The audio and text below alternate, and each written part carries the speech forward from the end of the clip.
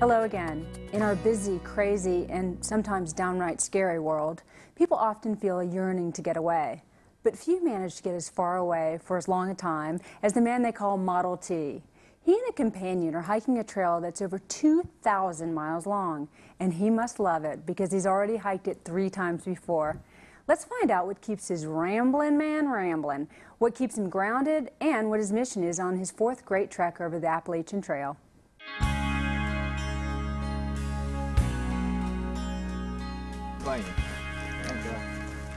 Each year, some 4 million people come to hike the great foot route known as the Appalachian Trail. Constructed in the 1930s, the trail snakes through 14 states, from Springer Mountain in Georgia to Mount Katahdin in Maine. Most people hike sections of the trail over a few days. Only a few attempt all 2,175 miles, an odyssey that takes 5 to 7 months. And not all of these thru hikers actually manage to hike the whole way. In 2005, some 1,600 set out to conquer the entire trail, but only 380 finished. One who has made it end-to-end is retired Marine Lieutenant Colonel J.R. Tate. He first completed a thru hike in 1990. In April 2006, at the age of 69, he took on the Appalachian Trail for the 4th time. It seems like about every 3 or 4 years, I get saturated inside with the civilization, the rat race, the civilized pressures, paying the bills, all these kind of things. And I can go out into the woods for a month, 2 months, 6 months, and it's like a big hand comes down and just squeezes me, squeezes whatever's inside of you out. And I'll come back home, maybe limping like a 100-year-old man, lost 17, 20 pounds, but inside, I'm rejuvenated. Like many other hikers, Colonel Tate was inspired to try a thru hike by those who had done it before him. I met a couple of thru hikers, and they just had some wonderful stories to tell, and I decided I wanted to do it. It was on his first end-to-end trip over the trail that Tate received one of the thru hike necessities, his trail name. I got the trail name Model T inadvertently. My wife wasn't real happy about me coming out in 1990 on my first thru hike, and she came up to me one day and said, "You know, you're starting to look like an old Model T." And I knew she was trying to insult me, but I thought I'd just take it as a compliment. On his 2006 journey, Model T is hiking not only to escape civilization, but also for charity, raising money for the Salvation Army in his native Tennessee. They're trying to build a new homeless shelter, and I thought, well, boy, I can maybe raise some dollars for them. We're fixing to enter our 7th state, Pennsylvania, north of the Mason-Dixon line. I'm out here for what I'm calling a hike for hope, and I'm taking pledges and donations, and so far I've raised about $30,000, and I'm hoping before the hike's over to maybe do about $100,000. Along with his new cause, Model T also found a new partner for his 2006 thru hike. David Dalton, trail name Ranger Dog, was inspired to attempt the thru hike after meeting Model T. I met Ranger Dog about a month before we decided to do this hike. I was giving a little spiel to the Marine Corps League. Ranger Dog was a Marine before he went to the Army. I gave a little spiel about the thru hike and the hike for hope in case they wanted to do a donation or pledge. And I just sarcastically, I said, "And I have room for one more." And so after the meeting, I asked him, was he serious? And he said, "Sure, I've already said it." The 53-year-old Ranger Dog quickly found out what a test the thru hike can be for the body and the mind. First, there was a bout of tendinitis in his leg. Then, he had to contend with his diabetes. When I came out on the trail, my wife insisted that I take my diabetic medicine and also my monitoring machine. And so after about 3 weeks with the machine, I'm trying to downsize on weight, and I was always within the reading that I was supposed to, which was very positive. When he came out here, he ended up sending his medical test kit home because his diabetes is under control just from the daily exercise, and he's eating things that he wouldn't even consider eating back home. Having inspired Ranger Dog to join him, Model T is now seeking new converts through his lectures and the 2 books that he has written about the trail. He is most proud, however, of the influence that he has had on younger generations, in particular, the younger members of the Tate household. I have 9 grandchildren, and 4 of them are hikers. And each year I bring them after school's out up on the Appalachian Trail somewhere for a week, wherever they choose. One year they wanted to do up in Virginia, Grayson Highlands area. Last year they wanted to start at the approach trail in Georgia and go as far as they could in a week. This year they wanted to hike Maryland with me. And that's really the icing on the cake, when you can bring children and grandchildren out here and teach them some wood lore and a respect for nature. One member of the Tate household, however, is keeping her attention focused on the home front. Model T's wife of 46 years, Judith. She's behind me 100% on this, and she cuts the grass, she takes care of the dog, and she sends me food and money when I need it.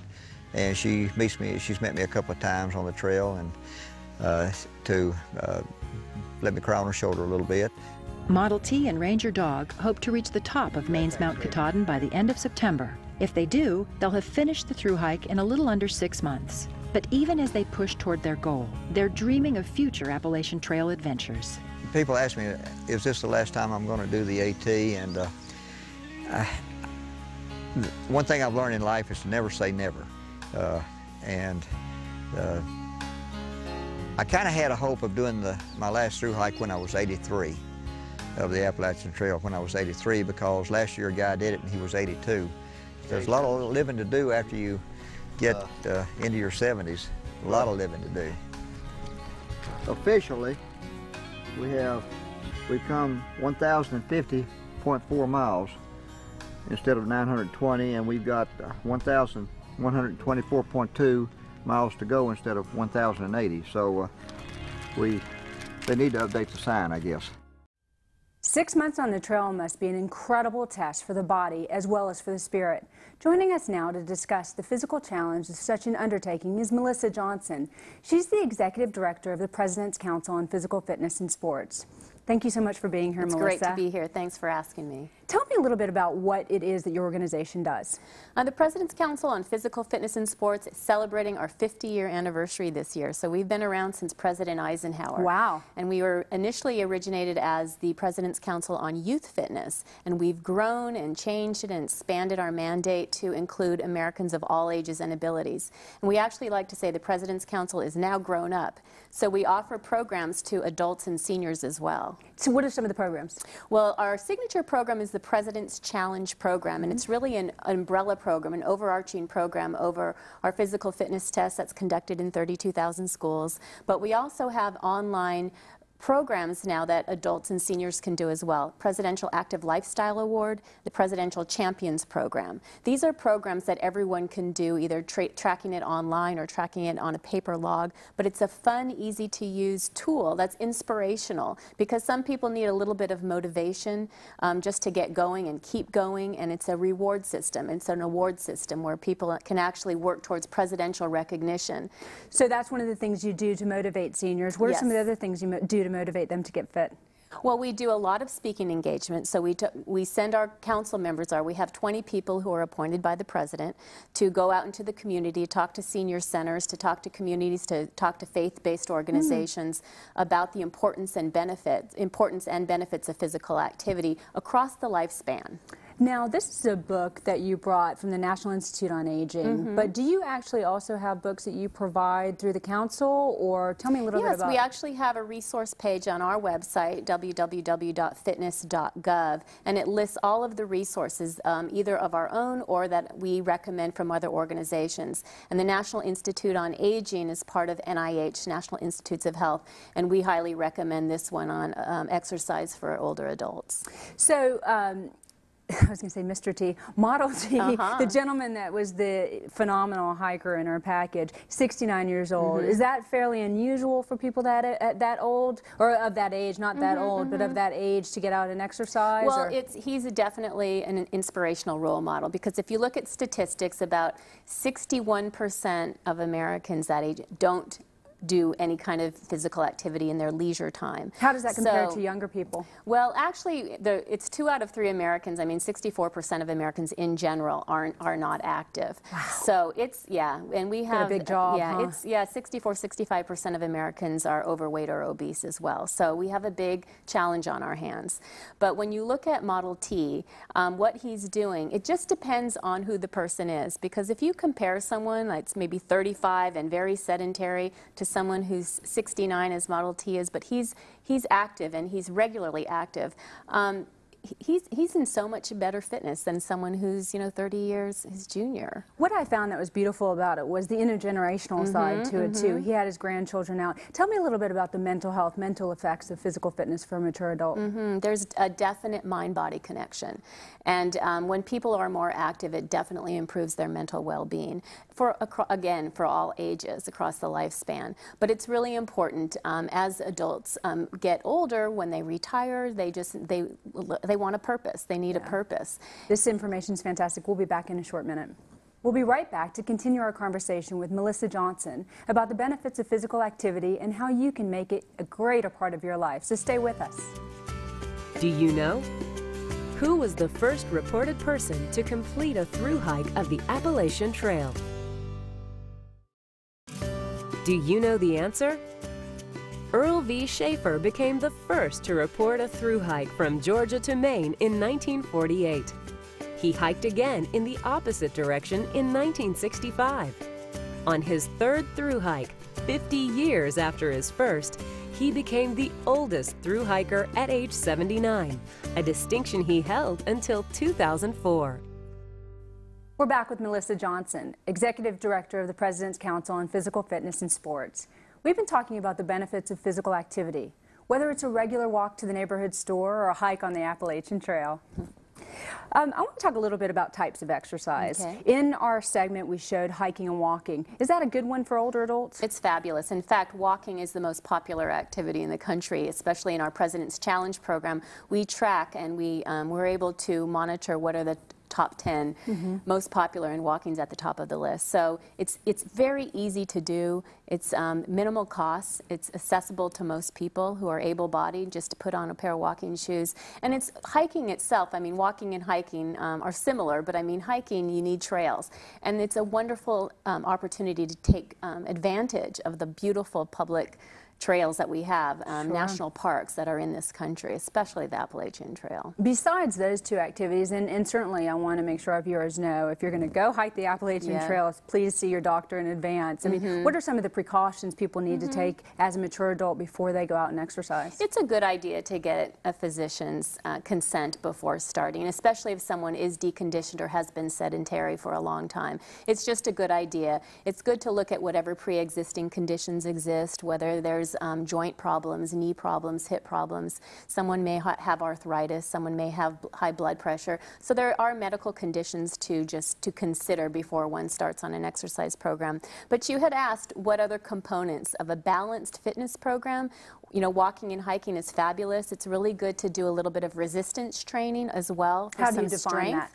It could be anything from doing bicep curls with cans of soup. You know, you can actually use what's in your house and what's in your cupboards. Water jugs, exactly. Like that. Okay. Or you can use surgical tubing.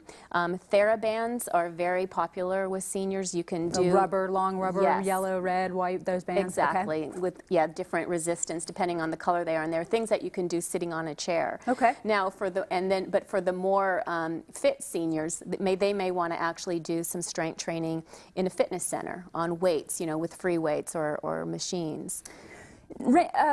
I think his name was Ranger Dog, the guy that was, the gentleman that was accompanying Model T. He had diabetes. Tell me, you know, I found it just fascinating that he was able to send all his medications home because he was out, he was exercising.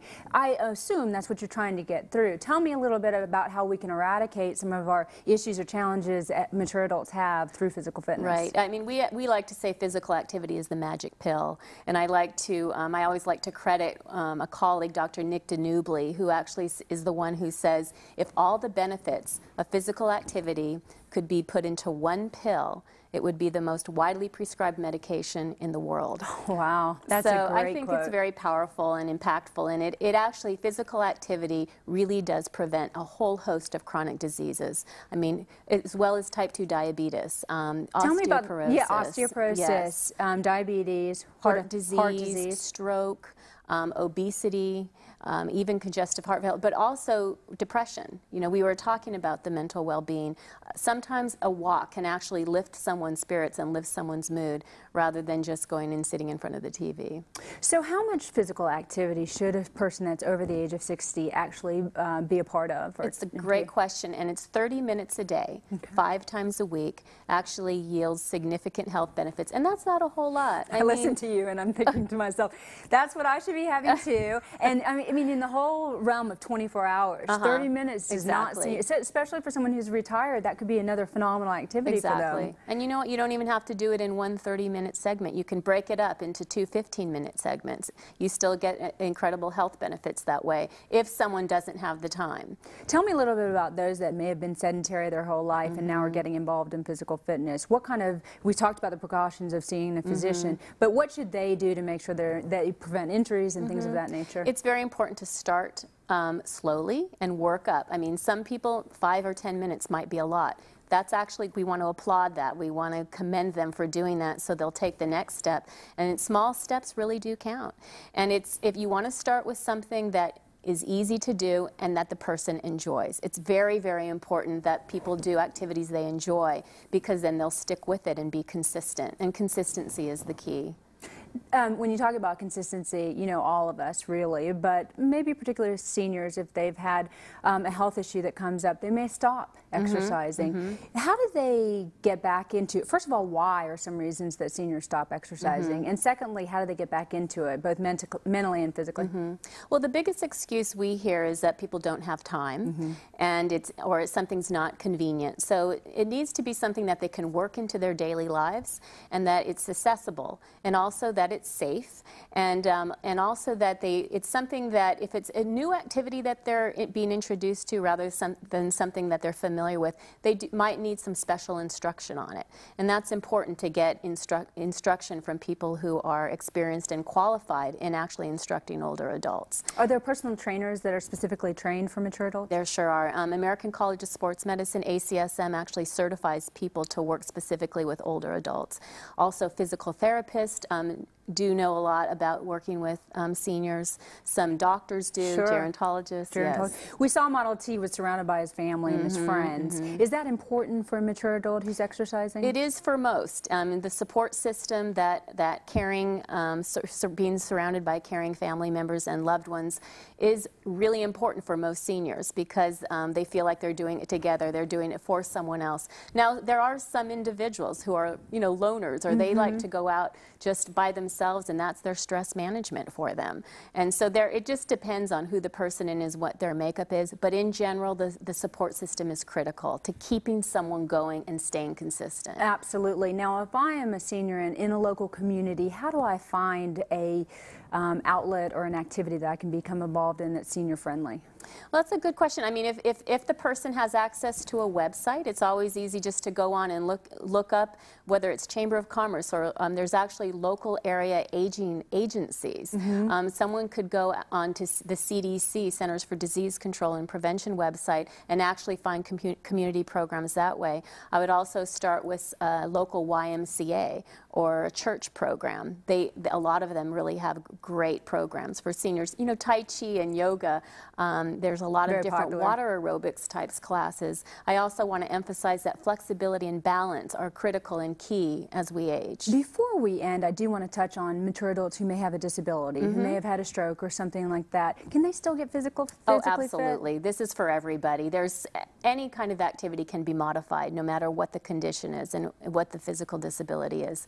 Everything can be. A lot of things can be done in pools. They they can be done on a chair. There's a lot of different type chair aerobics, but yes, there are definitely programs for the disabled as well, physically challenged. Do the local YWC, YMCA, I've seen some programs there specifically for those that are challenged in some way or another. Is that? Yeah, they have some programs. I would also encourage people to go onto the Disabled Sports USA website and get some good ideas that way. We actually, our President's Council, we actually partner with the Office on Disability of Health and Human Services, and it's a program called I Can Do It, You Can Do It. Oh. And it's a mentoring program where an adult actually mentors a youth, but it's more youth-based. But I'm just saying it's a point of just that there are programs out there. Well, thank you so much for being here. This was just incredible information. We appreciate your time. Thank you very much.